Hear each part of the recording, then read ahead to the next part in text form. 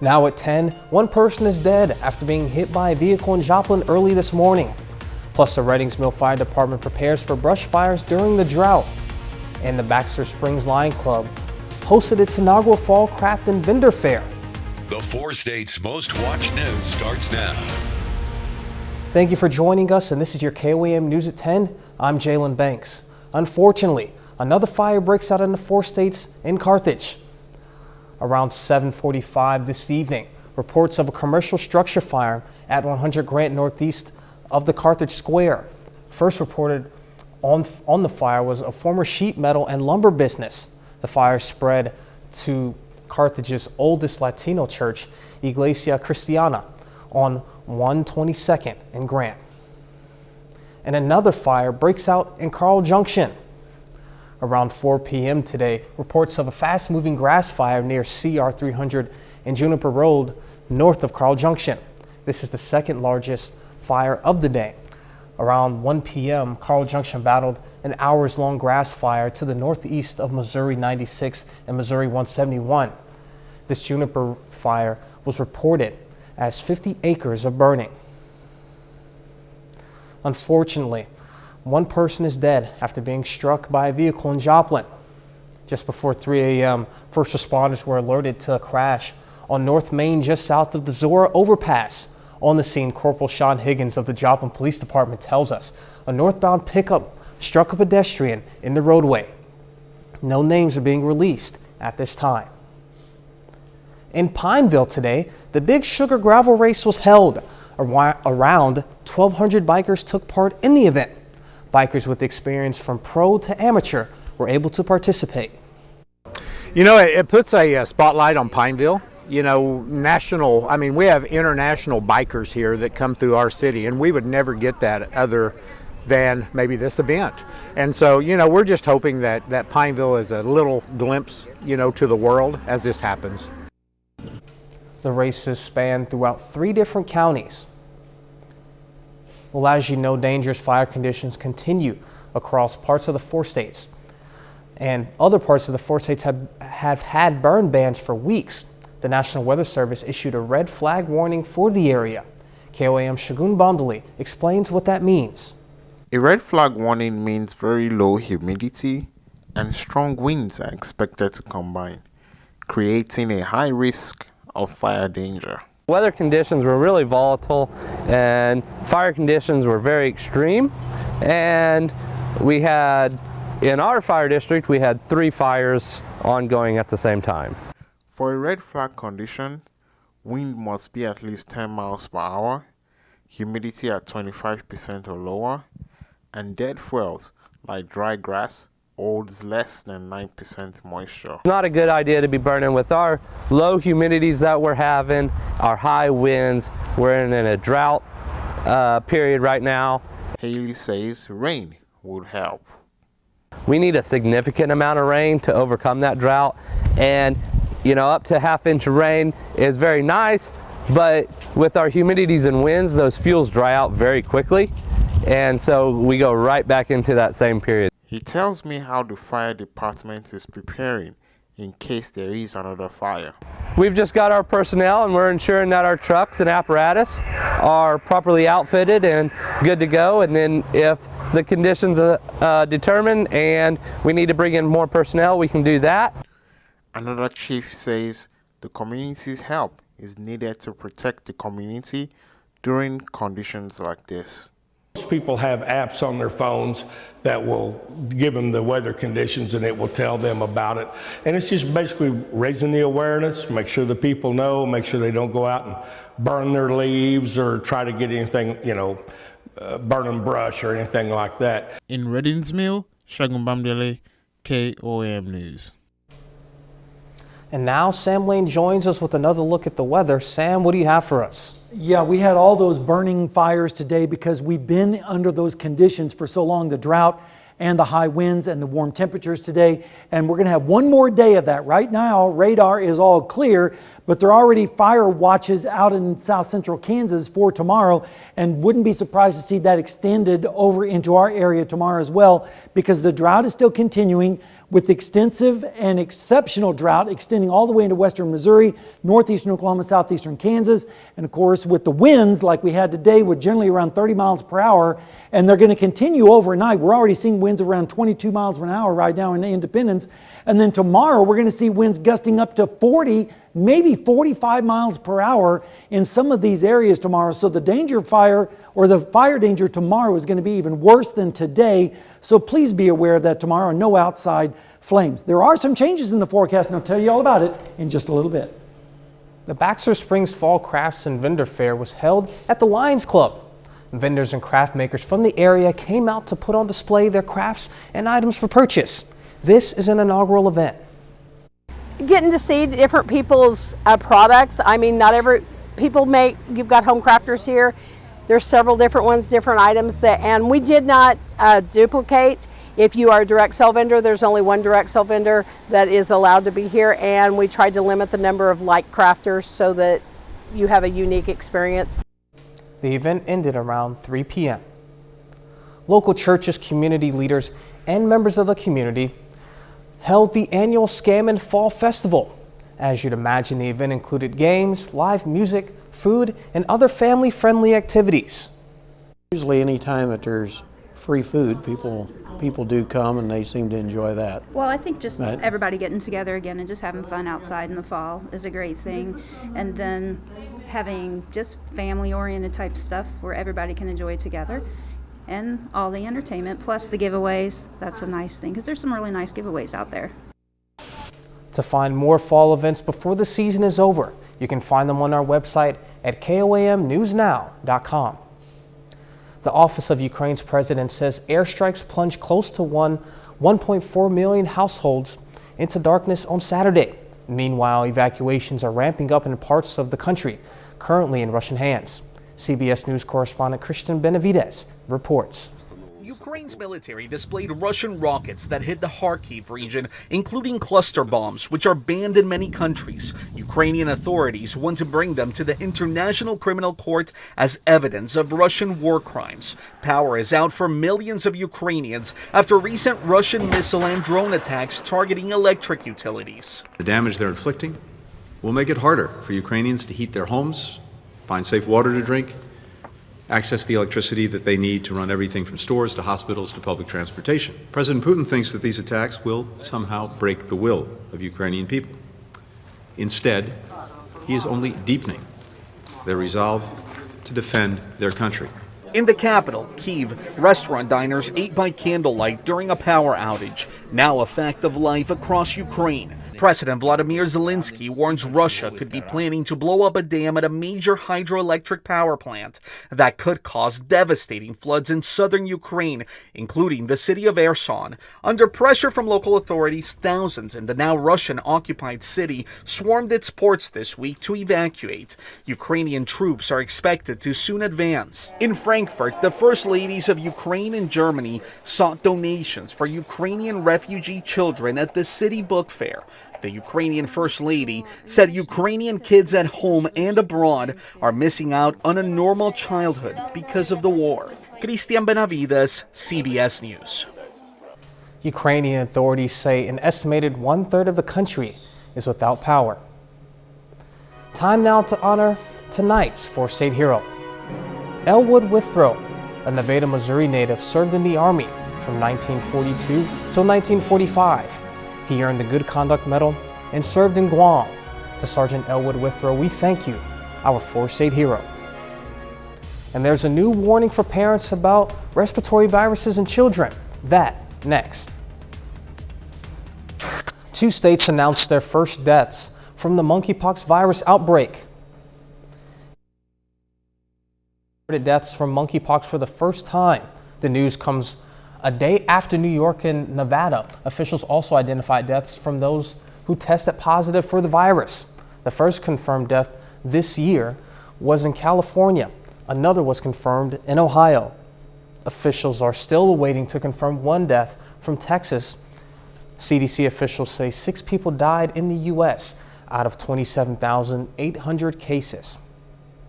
There's a new warning for parents about a dangerous respiratory virus in children.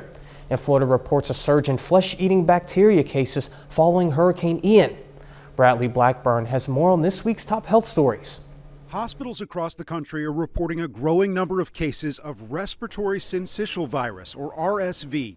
It sends nearly 60,000 kids to the hospital every year and can be fatal. The American Lung Association has launched a new awareness campaign to help parents watch for warning signs like cold symptoms, trouble breathing, or a wheezing cough. Floridians are still recovering from Hurricane Ian, and standing water from the storm may now be a breeding ground for a dangerous microbe called Vibrio Vulnificus. It's often called flesh-eating bacteria, and the state health department says it's seen twice as many cases this year compared to 2021. Symptoms include fever and chills, a drop in blood pressure, and blisters on the skin. The CDC says 1 in 5 cases is fatal. And the CDC is urging people to get the new bivalent COVID booster shot after new data shows even 3 doses of the older vaccine can lose their effectiveness in preventing hospitalization. A new study found in late June 3 doses of the vaccine were only 31% effective, down from 69% last December. The bivalent booster can help protect against new strains of the virus. Those are the week's top health stories. Bradley Blackburn, CBS News, New York. We'll be back with more after the break.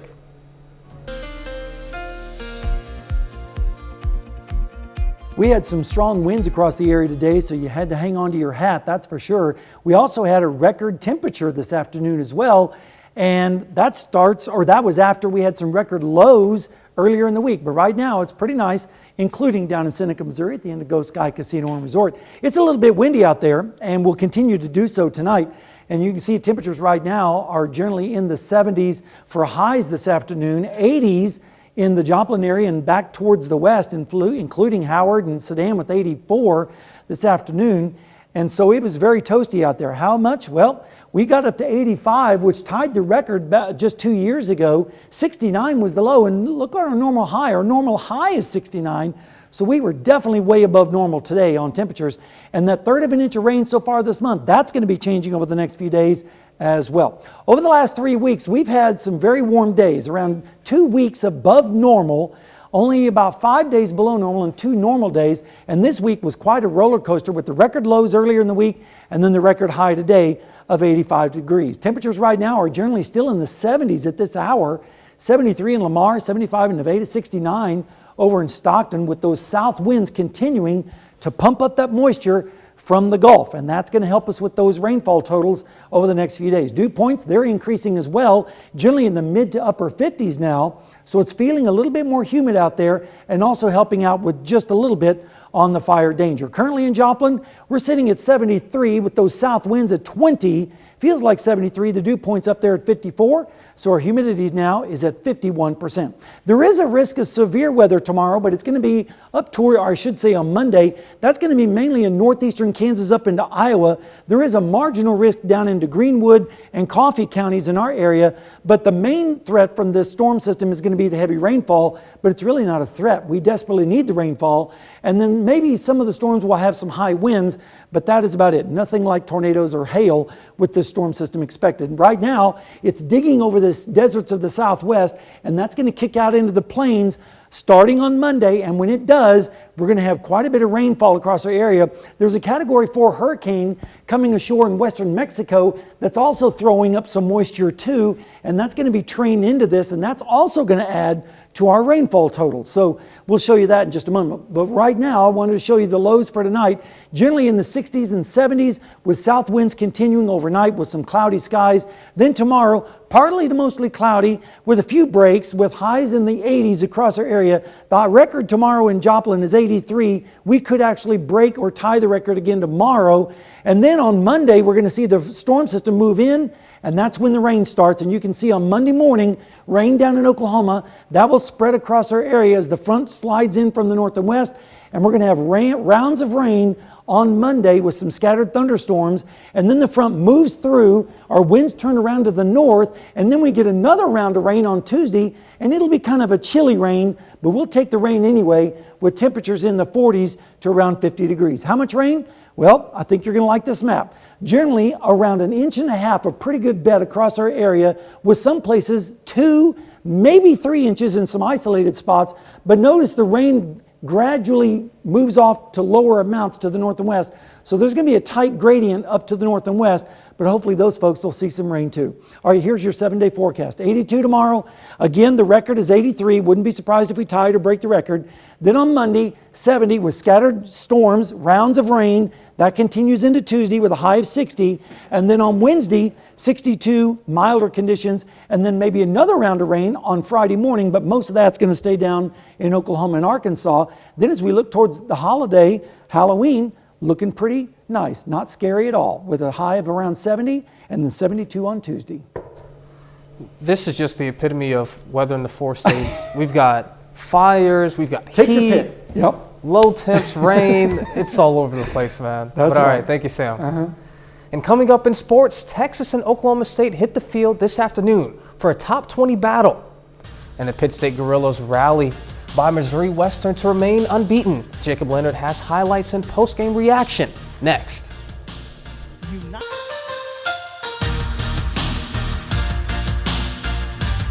This week is homecoming week for the Pittsburg State Gorillas. Pittsburg State welcomes in the Missouri Western Griffins this afternoon, looking to stay undefeated this season. The Gorillas are 7-0.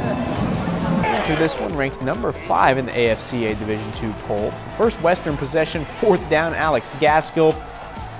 Webb City kid flying in there for the sack. This one scoreless after the first. Second quarter, Griffins threatening, 3rd and goal. Brandon Malikas, though, flies in for the stop.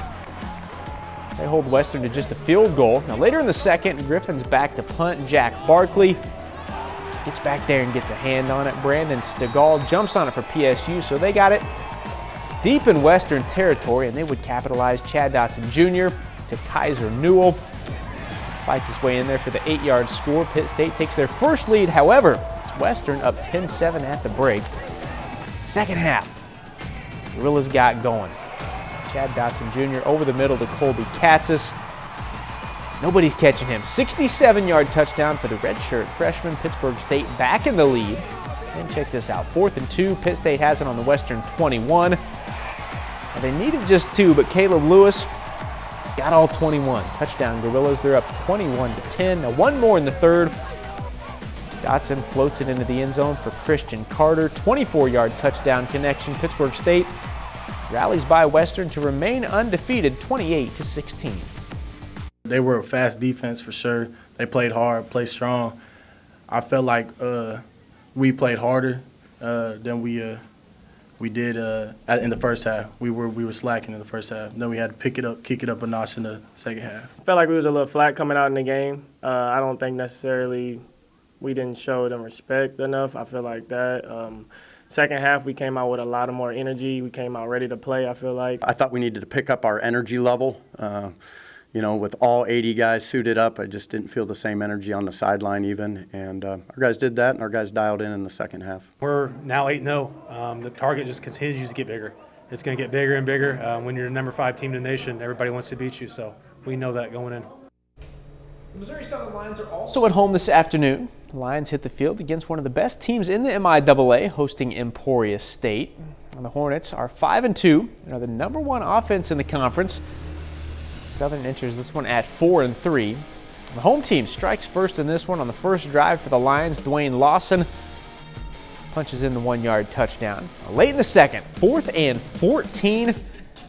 Luke Sampson looking for Ezekiel Lang in the end zone. Check it out, Lang going up and makes the play. At the break, it's 14-10 Lions, then Hornets. Deep in Southern territory, Braden Gleason connects with Jalen Varner on the far side. Emporia State takes its first lead of the game. Lions have the answer, though. Nathan Glades, Joplin High School product, fighting his way in for 6. Southern back on top, 21-17, but in the fourth, Southern punts into the win, and Emporia State takes over at the 14. A few plays after that, Varner gets his second touchdown of the day. Southern comes up a little short in a windy one, falling to Emporia State 24-21. I don't second guess too much, but you wonder, do you take the win in the fourth and give them the ball? Obviously the things that are going through my head is how high powered that offense is, and you just don't want to give them extra possessions. But the win was definitely a factor in the second half. They had a couple short porches, which, you know, again, an offense that good, you can't give them short fields or they will score. At the junior college level, 10th ranked Coffeyville trying for their third straight win at home against Georgia Christian. And the Red Ravens win it big in a shutout, 59-0. Coffeyville now 5-2. They'll be on the road next weekend against Butler. After a 5-0 start to the season, the Kansas Jayhawks have dropped back-to-back games to TCU and Oklahoma. Now, the Jayhawks hit the road today facing Baylor, looking to avoid a third straight loss. And the Baylor 500, sitting at 3-3 coming into this one. Kansas falls 35-23. Baylor held KU to just 288 total yards. Another big one in the Big 12, top 20 battle. Texas and Oklahoma State. Quinn Ewers to Bijan Robinson. 41-yard touchdown. Texas up 21-10 at that point. And more from the Longhorns.